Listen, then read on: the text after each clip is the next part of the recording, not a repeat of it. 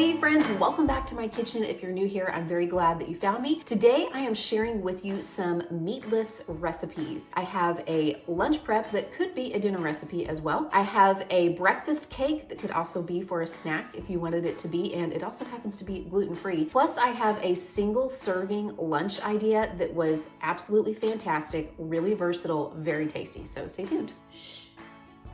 Quiet cat. You're being too loud. She's sitting in the chair over here. Watching me. I've got an audience.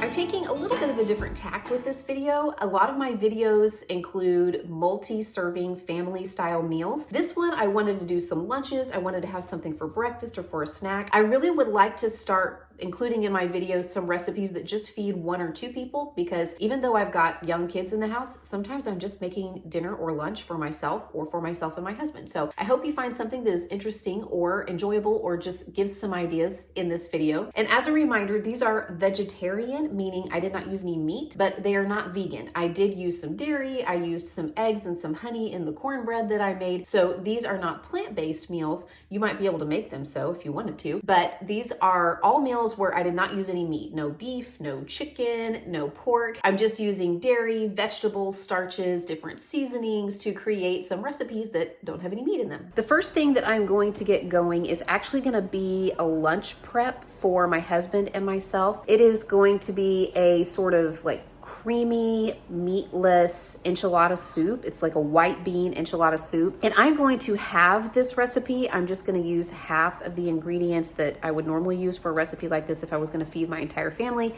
because I just want to make 3 or 4 portions of this for lunches this week. I will leave a recipe linked in the description box that inspired this, per the usual. I'm going to take a few liberties with it and kind of make it my own. Here are the ingredients that I'm going to use to make the white bean enchilada soup. And remember that I'm cutting this recipe in half, so if you wanted to feed more people, you could just double the ingredients. I have about half a cup of carrots.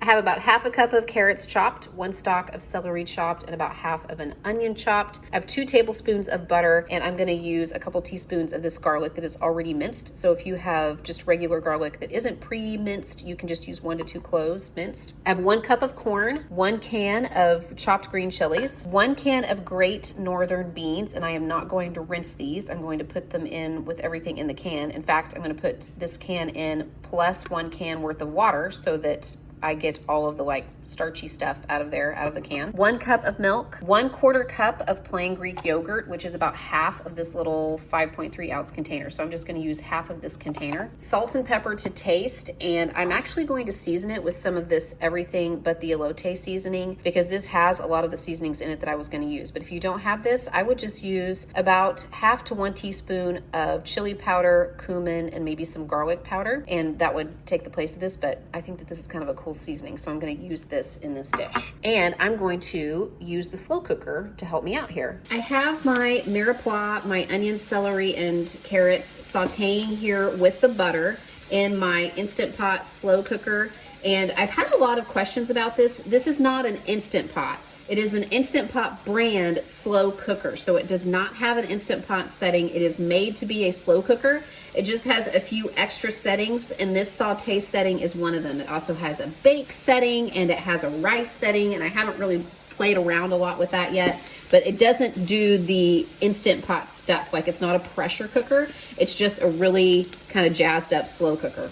But I have my mirepoix sauteing here. It has been sauteing for a few minutes. You absolutely can make this on the stove. I just decided, since I'm making this as a meal prep for lunches, that I would just let the slow cooker do the work here, since I didn't need to make it really quickly. And I'm just gonna add my garlic in, a couple of teaspoons of that. I don't like to put it in at the very beginning because garlic doesn't take very long to saute. So I'm just gonna let that saute for another minute or 2 before I add the rest of my ingredients. Sorry friends, I forgot to mention in the ingredients that you also need about 1.5 tablespoons of flour. And I just forgot to get that out. But now that everything has sauteed, my veggies have sauteed, I'm just gonna sprinkle that in, and I'm gonna let it cook here on the saute function, or if you're on the stove, just let it saute for another minute or so to kind of cook the flour taste out of it here. All right, I am switching the function to slow cook. I'm gonna go ahead and let mine cook on high, but you could cook it on low if you wanted to cook it for a few more hours. I'm gonna add my corn, my green chilies, my great northern beans, which I did not rinse and drain. It's just the whole entire can, including the liquids, plus about 3/4 of this can filled up with water. Little salt and pepper. And I'm gonna use about 2 scant teaspoons of this everything but the elote seasoning. Half my container of plain Greek yogurt. I always say this when I'm using plain Greek yogurt. Please understand it is coming from a place where I have made this mistake before. Make sure you get plain Greek yogurt, you guys. Don't put vanilla yogurt in your soup. 1 cup of milk. All right, I'm just gonna stir that up. I'm gonna put the lid on and I'm gonna let mine cook on high for about 1.5 hours to 2 hours. Since there's no meat in here, everything is cooked basically. I'm just letting it kind of simmer together to make it really, really flavorful. If you wanted to cook it on low, I would probably say 3 to 4 hours. And if you're cooking it on the stove, you can basically simmer it together until you're ready to serve it, maybe 20 to 30 minutes. I've had this box of Jiffy corn muffin mix in my pantry for a while, so I thought I would make up some cornbread to go along with this little soup prep for my husband and myself. So to this box of mix, I'm going to add 2 tablespoons of butter, 1/4 cup of Greek yogurt, that's the rest of my little container that I used in the soup, 1 egg, 1/2 cup of milk, 1/2 cup of flour, and I'm gonna put in about 1 tablespoon or so of honey as well. I'm just gonna mix all that up and then put it in a little square baking dish and pop it in the oven until it is baked through. So it says here 400 degrees for 15 to 20 minutes. Since I'm kind of jazzing it up a little bit, it'll probably take a little longer to cook because this is going to make like a more substantial cornbread. So probably closer to 20 minutes. I think my cornbread turned out fantastic. I took it out of the oven about 10 or 15 minutes ago and I just took it out of the baking dish. It came right out with the parchment paper. I baked mine at 400 for about 22 minutes and I'm just gonna let it cool down before I slice into it, but it smells so good.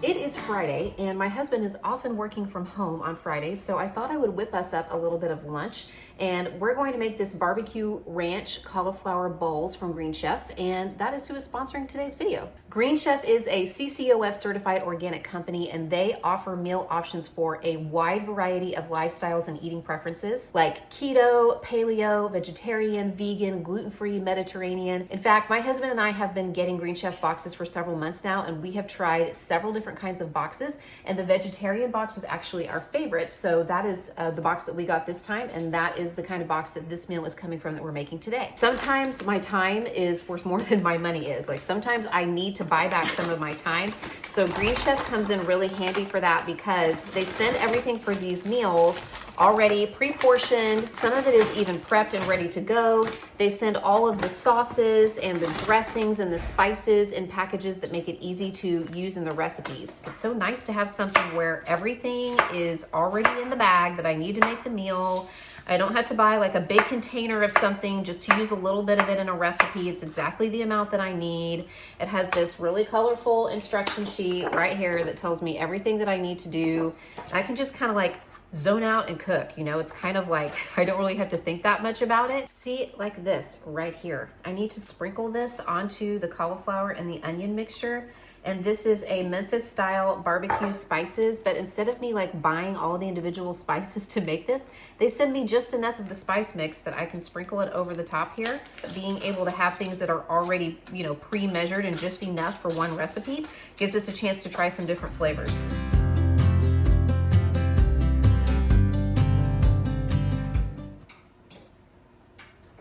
Finishing up your schoolwork? Mm-hmm. Okay, just looking for a pencil? Yeah. All right, is that all you need? You need me to sharpen the pencils? Yeah, almost okay. All the pencils we have don't have any. Okay, let's go sharpen the pencils. Have I mentioned yet that the children are doing school from home today? So I'm so glad that my Green Chef box showed up at my door yesterday, because now I can just pull out one of these meals and make it up really quickly for my husband and myself on a day when I really don't have the mental bandwidth for much more in my schedule.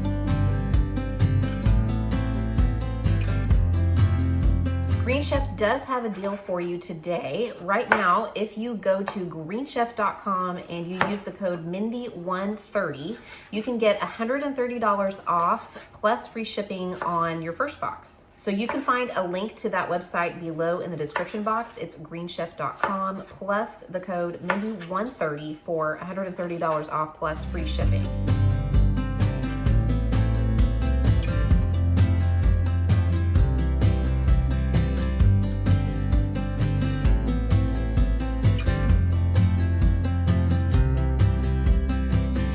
So we're gonna make these little cheese croutons here. Instead of just sprinkling the cheese on top of the salad or on top of the bowl, you put it into little piles on a parchment lined sheet and then you bake it in the oven at a high temperature and it turns into this little like crispy cheese crouton. Isn't that clever? I don't think I would have thought of that. And I'm pretty creative.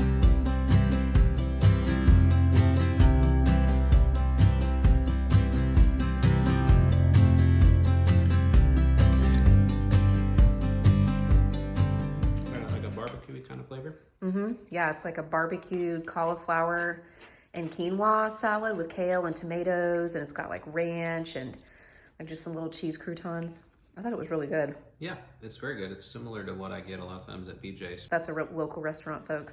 The next thing I'm making, I have in mind as a really quick breakfast item or maybe a snack item. It is for an apple oatmeal cake. And what I love about this is that you actually mix all the ingredients in a blender and then bake it. So I don't even have to get my mixer out. You guys, I have a KitchenAid mixer. It lives right in that cabinet underneath the stove, but I don't keep it out because it takes a lot of counter space and it's super heavy. And I just find that it's so cumbersome to move around and it's kind of a hassle to clean that I tend to just use like my little $15 hand mixer all the time. But this one, I don't even have to use that. I can just use my Ninja blender and blend up all the ingredients and then put it into a baking dish and bake it. And once it cools down, I can slice it up and we'll have it for snacks and breakfast. So let me show you what I'm using to make that. And I will leave the original recipe linked in the description box below. It calls for 1 cup of oats divided. You're gonna need 3/4 of a cup in the blender and then you stir in the last 1/4 cup before you put it into the baking dish. 1 apple, which I will peel, core, and chop. 2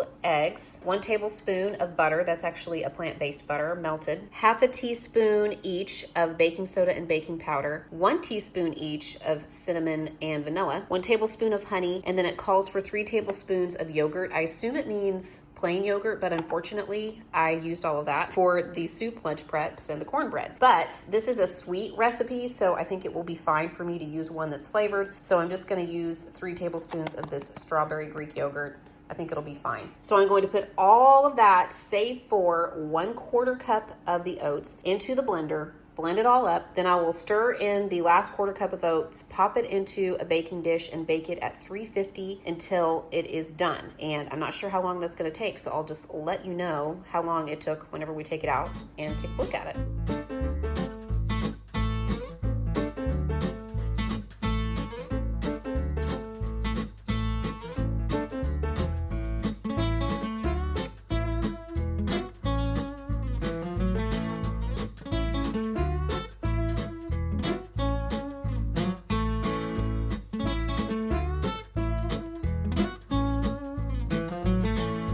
I ended up baking the apple cake for a full 30 minutes. And let me just tell you, I just took it out and it smells fantastic. It smells so good. I'm gonna let it cool down a bit and then I'll take it out and slice it up and we'll give it a little try.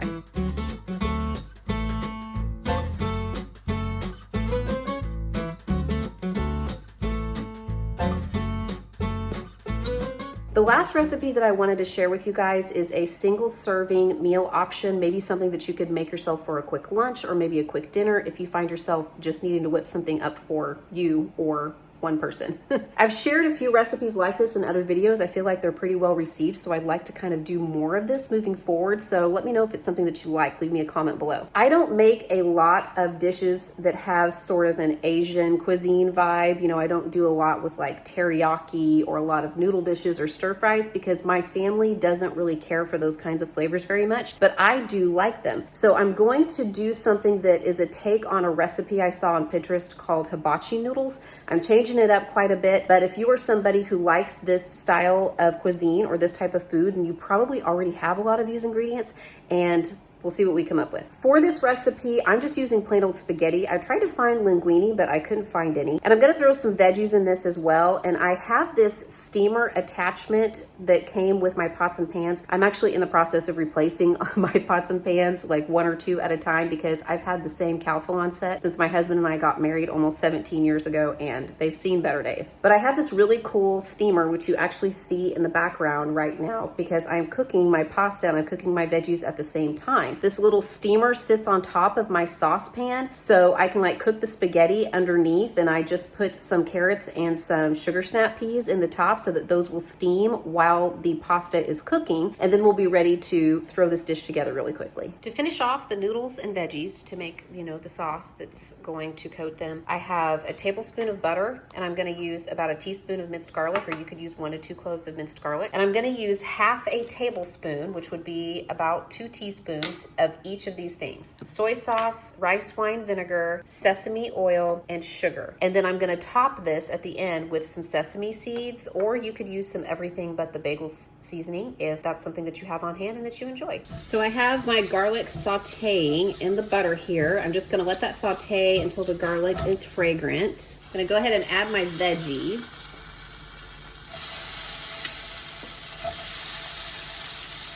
Gonna stir those around for a minute or so. I'm gonna add my noodles directly from the pot that I cooked them in, because I actually want just a little bit of that starchy pasta water in here. I probably cooked about 3 ounces, 1.5 servings of noodles dry. Turn my heat down a tad, I got it up just a little bit too high. Now I'm gonna add all of my seasonings: half a tablespoon of sugar, half a tablespoon of sesame oil, half a tablespoon of soy sauce, plus a little more because I like soy sauce, so I'll probably double up on that. And about half a tablespoon of rice wine vinegar. Just gonna stir that around. Whew, smells good. Just gonna keep tossing this around. That starch from the pasta is gonna help kind of thicken up the little bit of sauce that's in there. I know it looks plain, but this is gonna be really flavorful. If you wanted to, I guess you can add an egg to this. If you wanted to add an egg, I think that would probably work just fine. I'm just gonna leave it the way that it is today.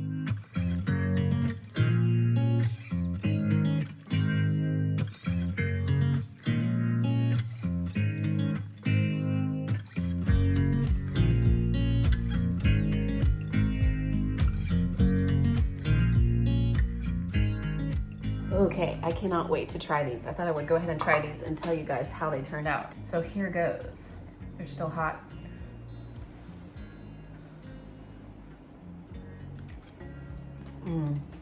Oh yeah, that's good. That is tasty. I can't believe with that like limited amount of the sauces and the seasonings we use that it's so flavorful. I mean, obviously you can, add more or less of those things depending on what your tastes are, but these are so good. These are so good. Must try. That is what I have for you guys today. I hope that it was helpful or interesting, or that it gave you some ideas. Thank you again to Green Chef for sponsoring today's video. And don't forget to visit the link in the description box below, greenchef.com. You can use the code Mindy130 and get $130 off plus free shipping on your first box. And I'll be sure to check in again with another video very soon.